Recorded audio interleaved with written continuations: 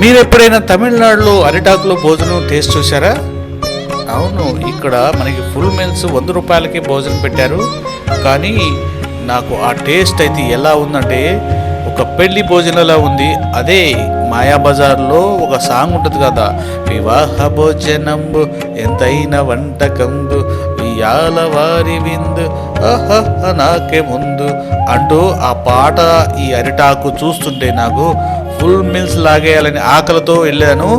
అక్కడ మటుకి మనకి అరిటాకులు ఆ కూరలతో పాటు ఇంకా సాంబారు, రసము, ఒక పులుసు కర్రీ, అలాగే పెరుగు, అప్పడంతో ఫుల్గా లాగించాను.